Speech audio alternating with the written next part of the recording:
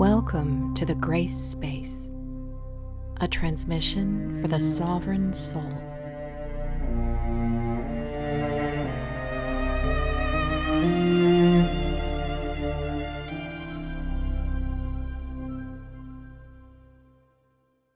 And so recently we walked into the waiting room of a surgeon's office and it was packed with people.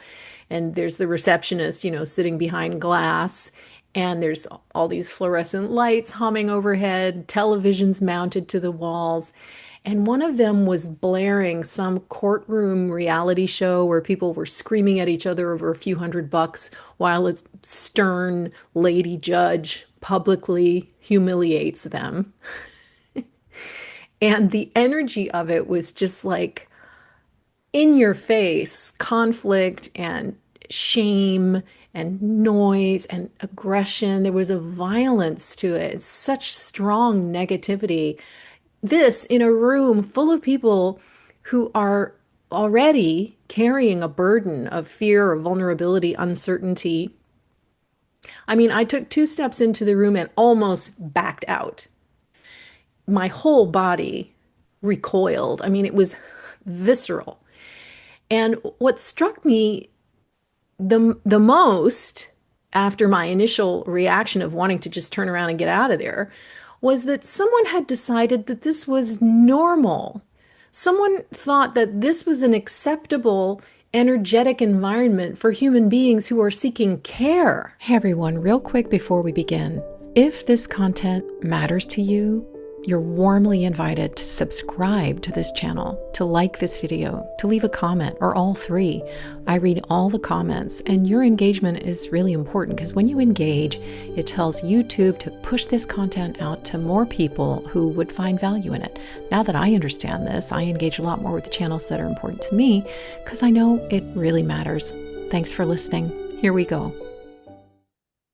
Hey everybody, how you doing? Over recent episodes, I've shared some conversations with people whose experiences, let's just say, stretch the boundaries of conventional reality. These have been stories about memory and mystery and perception and contact and the nature of reality, stories about resilience and awakening. And, I'm not saying, and I've never said that you need to agree with every interpretation, that you need to believe every claim.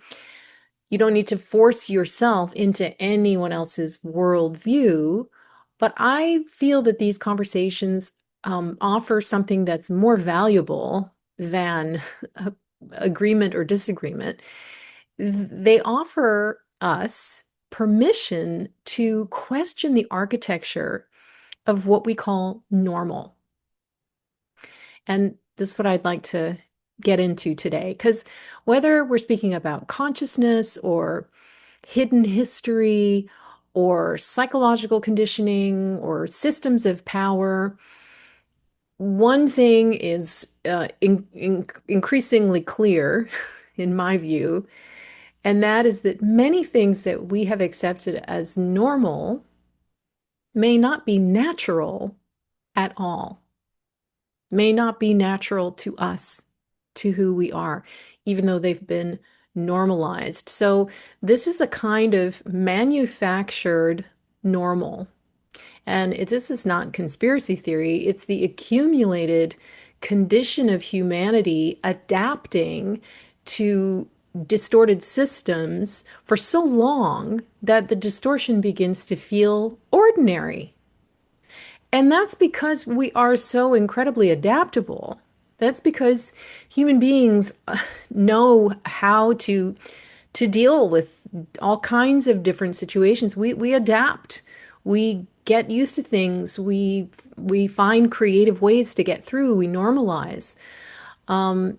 But we also need to recognize that that doesn't make the conditions that we live under natural. I've been talking about the imposition of all these different systems and ways of being and belief systems and all of that onto us. onto our natural organic template and who we would be if we were not interfered with. So I want to start looking at what we have normalized that isn't actually natural to us. Like when stress, the experience of stress becomes a baseline for most people. When anxiety becomes so frequent, so common, so commonplace, so much a part of life that it gets melded with identity. When exhaustion is just another badge of adulthood. When disconnection is just culture, because we live in a culture of disconnection. When sickness becomes expected, right? People just expect it. When loneliness becomes common, when beauty becomes a luxury, right? When you have to pay top dollar just to be somewhere that you can have a beautiful view instead of the view of a brick wall, or or when truth becomes controversial. That's when we know we're living in a manufactured kind of normal. It's what happens when life is organized around extraction rather than flourishing. So I've talked a lot about how we are extracted. We're extracted for our labor, for our attention, for our money, obviously. Our health is extracted, our creativity is extracted, our time is extracted from us. Our life force, our life's blood, literally, sometimes is extracted from us.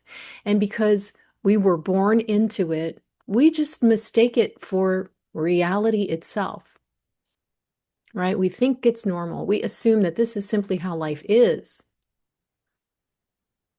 But is it?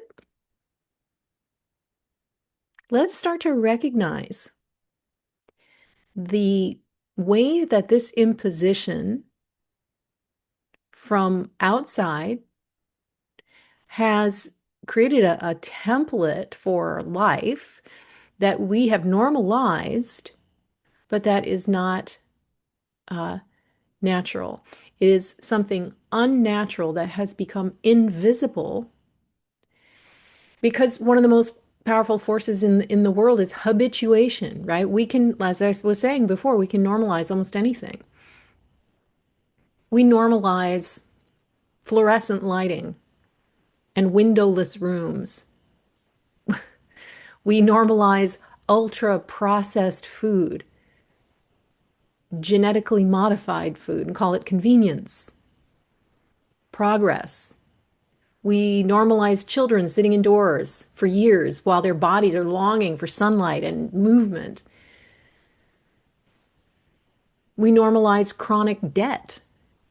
That's just the way it is. We normalize overwork.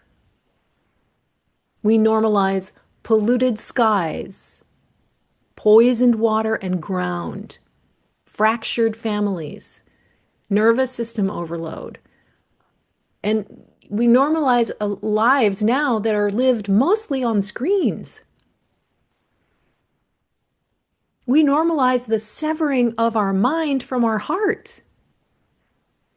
We normalize systems that reward compliance more than aliveness. And because it just surrounds us, because we were born into it, because it is infiltrated every system, every part of life, it becomes really hard to see. It's just baked into everything. Because like fish don't notice water, right? I experienced this really viscerally the other day. My mother's been navigating a medical diagnosis, and I have been accompanying her to various appointments and consultations and doing my very best to support the path that feels right to her. And So recently, we walked into the waiting room of a surgeon's office and it was packed with people. And there's the receptionist, sitting behind glass. And there's all these fluorescent lights humming overhead, televisions mounted to the walls.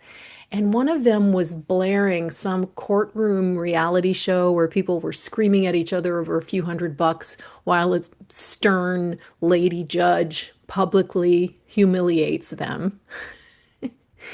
And the energy of it was just like in your face conflict and shame and noise and aggression. There was a violence to it, such strong negativity.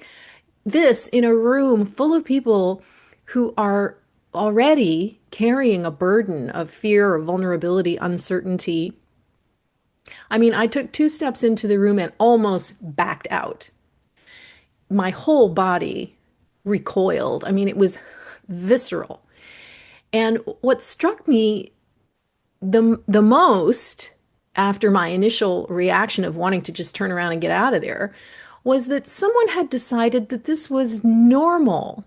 Someone thought that this was an acceptable, energetic environment for human beings who are seeking care.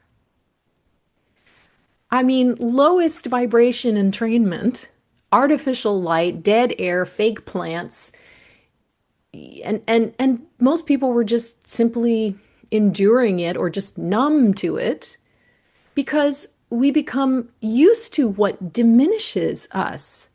This is not good. This has gone too far.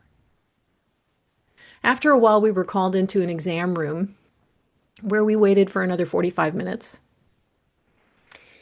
And I felt this irresistible urge to shake things up a little bit, to, disturb the field, to bring some life back into this environment. And so I try to, start making my mother laugh, which I'm pretty good at doing. And I started looking around the exam room for ways to prank the doctor, like, I don't know, hide his stethoscope or stupid things like that just to make my mom laugh.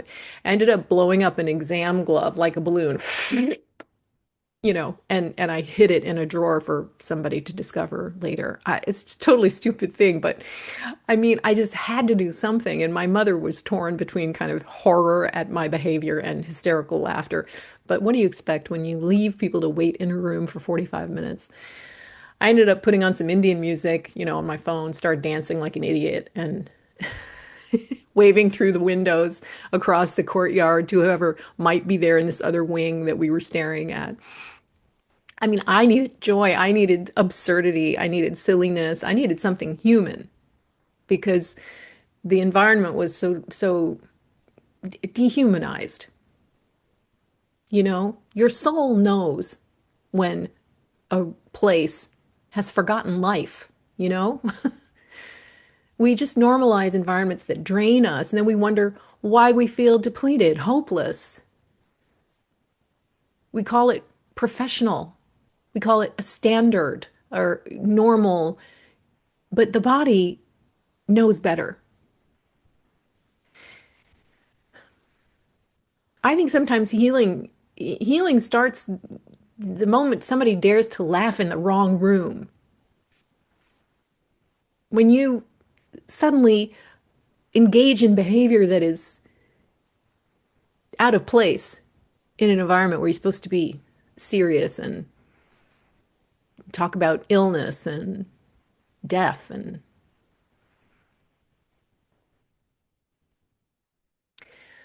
there's another layer to this. I mean, last time I spoke with you on my own, we were talking about the lost context, right? How we don't know our real history, so it's a real challenge for us to make sense of what's happening on the planet right now. Plus, there's so much misdirection. It's just like a house of mirrors. I mean, it is crazy.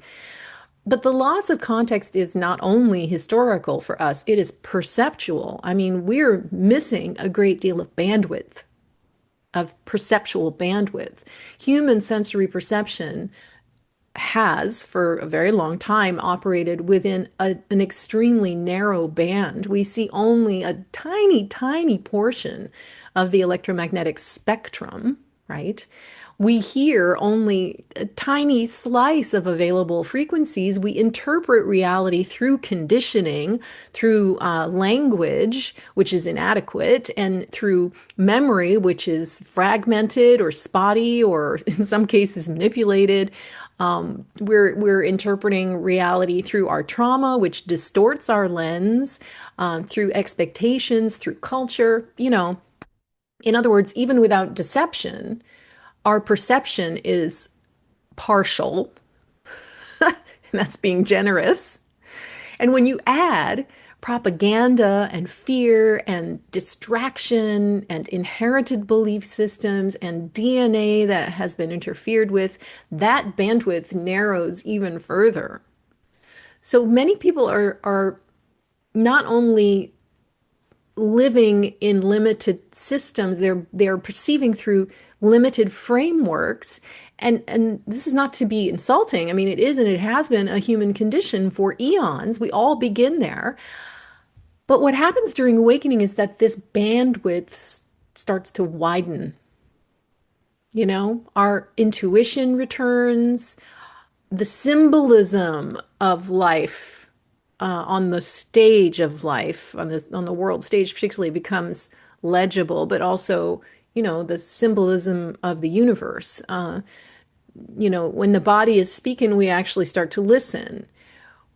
The synchronicities increase, the questions arise that can't be silenced. We're just not satisfied anymore with the old narratives. Our soul wants more.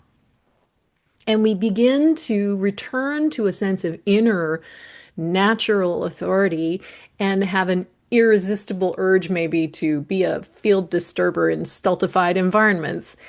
Awakening is not gaining something new. It is recovering capacities that were dormant and seeing through what is false and calling it out and being totally unapologetically yourself and accepting that that manifestation, that expression of your essence unconditionally. It's realizing that there is no authority to obey and being guided by your heart soul essence. That is what we're here to remember. And many people can feel something shifting now, the trust in the old institutions and the old narratives is wearing very thin. The old narratives just don't hold as easily as before. People see through things more than they did before. A lot of people are questioning the food systems, the health systems, the educational systems, the financial systems, the media, the political theater, all of it, right? Not everybody, but a lot more people than before. And some are exploring spirituality, some are returning to nature, some are healing their trauma, sensing the mystery again, confronting uncomfortable truths. Some are upending their lives and walking away, anything to be free, right? That's the other, thing with awakening is that you just, your soul begins to express, right? You can't hold it back anymore. And our soul wants to be free because it is free. It knows it's free and it cannot abide a condition where it is not treated as what it is, infinite, immortal, right?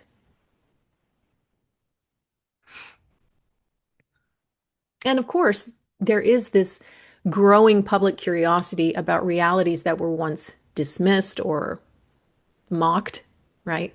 Whether it's around consciousness or unexplained phenomena, hidden technologies, dimensions of history that we may not yet fully understand. I mean, just very recently, they announced that they were going to release a whole bunch of classified files about UFOs. This is strategic for sure. I mean, this is again, you have to pay attention to the message, and it's not, everything has a purpose behind it. All right, they know what they're doing, but we're going to get more information. We're going to be, a lot of people who haven't had time or space or energy or, the nervous system, what's the word I'm looking for? The capacity to hold this kind of information are gonna start to be made aware of it, and it goes beyond just UFOs and ETs. You know, that is one dot in a very complex flow chart of interconnected power points, nodes, right? But whatever we start to become aware of on the public stage, we don't need to leap into any kind of certainty. We can just acknowledge that the perimeter of the acceptable conversation is widening. That's good. And when that happens, many people begin to revisit the assumptions that they once never questioned. And that in and of itself, is a profound threshold for humanity to be at. You know, what if normal, what if what is natural became normal again? What if vitality is actually normal? What if intuition is normal? What if meaningful community is normal? Reverence for the earth, beauty, coherent nervous systems, food that nourishes us and is full of vitality. Maybe what if that was normal? What if our elders were honored instead of thrown away? What if our children were protected and inspired instead of trafficked? What if creativity was central to life, not secondary? What if sovereignty is normal? Well, it's certainly natural. Imagine a world where all of that was flipped back right side up again. And what if the ache that many people feel is not personal failure, but the friction of living of a soul, a living soul, trying to make it through in an unnatural design? That changes everything. Because then your discomfort may contain intelligence. Your longing contains guidance. Your refusal to fully adapt is wisdom.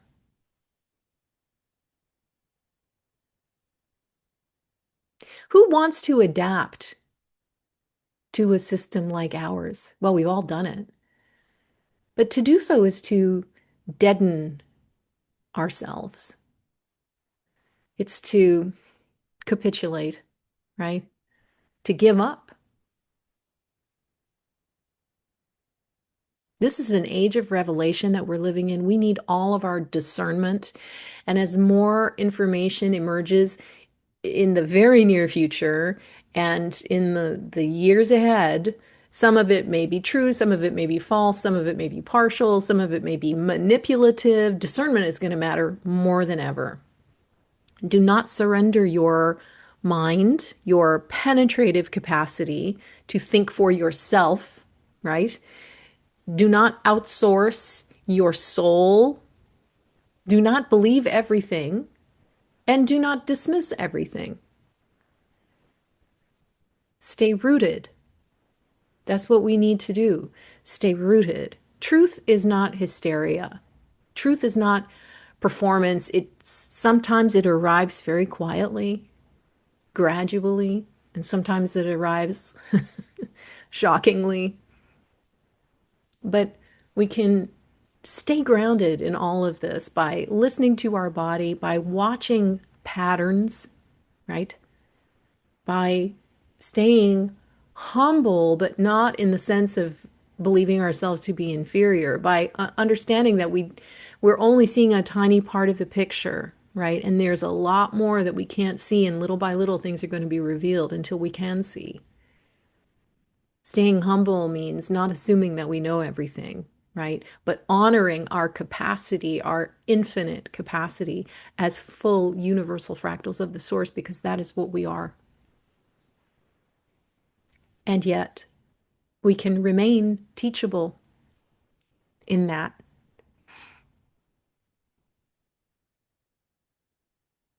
And we should remember also that no revelation out there matters more than the revelation within ourselves, right? They're mirrors of one another.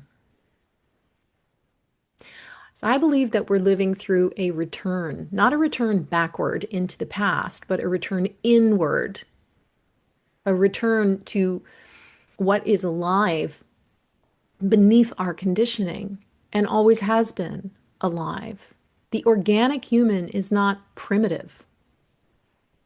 The organic human is profoundly advanced. That's what I mean when I say we are the technology, the natural, organic technology. We don't need to be enhanced.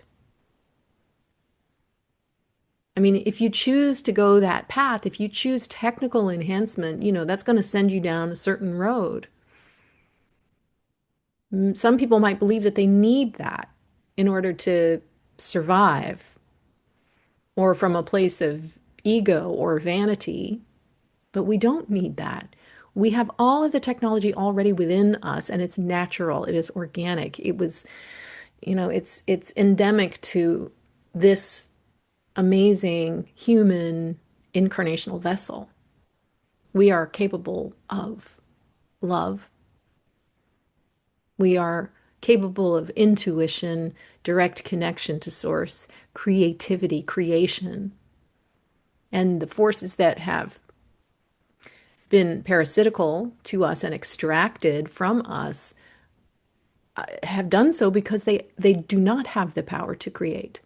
They are disconnected from the source. That has been their chosen path for a time. We've all been there. I'm not judging, okay? I'm saying we need to recognize what we're dealing with. We have this creative capacity that is envied by the beings who are no longer creative because they've chosen to separate from the source of all creativity, of regeneration, of communion, of direct knowing. We're capable of all of that, and discernment and beauty and resilience. We've demonstrated that over eons of time because here we are, having been essentially, assaulted via every single vector that is possible to dim our life force, to keep us ignorant, to keep us asleep, and we are still waking up. What is ending is not the world, but the trance that we've been in.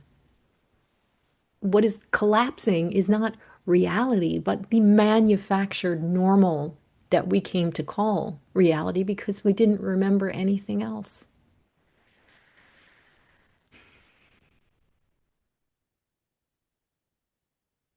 So, in conclusion, what I would invite you to notice and myself to notice, what I invite us all to notice is what in our life feels life-giving, feels, you know, yeah, inspiring and life-giving, and what feels imposed, what feels true, and what is actually inherited, not necessarily true. What feels organic, arising naturally, and what feels synthetic. And what would remain in our in our lives, in ourselves, if fear left the room, if you were not afraid, if your kidneys could relax and you could be free of fear, totally free of fear for a few moments, like relax into a sensation of being totally safe. I think most people don't really even know what that feels like. What would that be like? What would you do? How would you live? Who would you be? And let's go to that place in ourselves and let's imagine that, because that is how we bring it forth. Right? Don't imagine it in the future. Feel it now. You can do it. This is something I've been doing myself now when I meditate. Is I relax my whole body and being, and I act as if I act as if I felt totally safe. And it makes me realize that, there's a part of me that is on alert, you know. And why would that not be the case, given what we're always dealing with and what we have been dealing with forever, right? That what we call normal, right, is this stress related state of, high alert in the body, right? We may not be consciously aware of it, but the body is in fight or flight, right? That has been normalized. What if you could just get yourself out of that state? Imagine that you were totally and completely safe and provided for, that we didn't have to use money anymore, that we all had a beautiful place to live, that everything was taken care of. Imagine what it would be like. And let your body go into that state of feeling safe. That's a journey that you can take yourself on, and I recommend it. It's a very cozy time that you spend with yourself. And you then begin to embody that sense of trust, that sense of wealth, true wealth arising from within you. You realize it doesn't come from out there. You don't need every answer to all your questions today. You just need the courage to go to that place, because once you touch that place in yourself of everything is okay, and this is what is natural to me, when I know and I feel safe and I allow my soul expression, then you start to really see the manufactured normal by contrast out there. And you are becoming available to something real that is arising from you, from yourself. And something real is calling many of us now. And we can say yes. Nothing out there needs to change for it to be made manifest. It needs to arise from within us. I know you can do it. If I can do it, you can do it. And I'm nobody special. We're all special because we're all human. And so we're all full universal fractals of the source. Prime creator beings. Let's remember that. Thank you for being here. This is the grace space. So until next time, stay sovereign, stay gentle with yourself, and stick close to what is alive in you. And as always, walk in grace. You've been listening to The Grace Space. To amplify this field, you're welcome to like, subscribe, or share. Thank you.